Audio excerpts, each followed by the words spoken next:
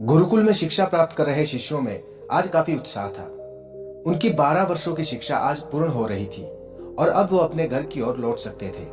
गुरुजी भी अपने शिष्यों की शिक्षा दीक्षा से प्रसन्न थे और गुरुकुल की परंपरा के अनुसार शिष्यों को आखिरी उपदेश देने की तैयारी कर रहे थे। उन्होंने ऊंची आवाज में कहा, आज सभी एक जगह एकत्रित हो जाएं, मुझे आपको आखिरी उपदेश देना है। गुरु की आज्ञा का पालन करते हुए सभी शिष्य एक जगह एकत्रित हो गए।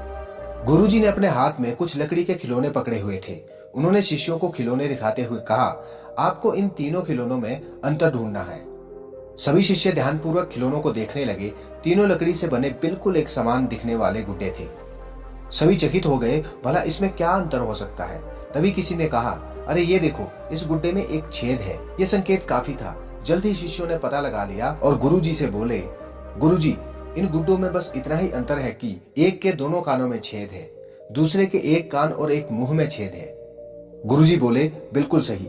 और उन्होंने धातु का एक पतला तार देते हुए उसे कान के छेद में डालने के लिए कहा। शिष्यों ने वैसा ही किया।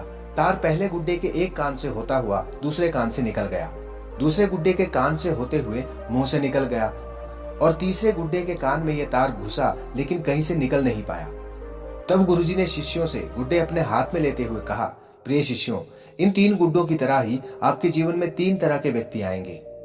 पहला गुड्डा ऐसे व्यक्तियों को दर्शाता है जो आपकी बात एक कान से सुनकर दूसरे कान से निकाल देंगे।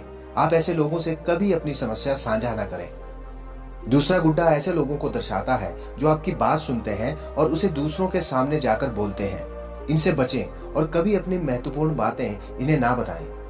और तीसरा गुड्डा ऐसे लोगों का प्रतीक है जिन पर आप भरोसा कर सकते हैं और उनसे किसी भी तरह का विचार विमर्श कर सकते हैं, उनसे आप सलाह ले सकते हैं। यही वो लोग हैं जो आपकी ताकत है और अपने जीवन में आपको ऐसे लोगों को कभी नहीं खोना चाहिए।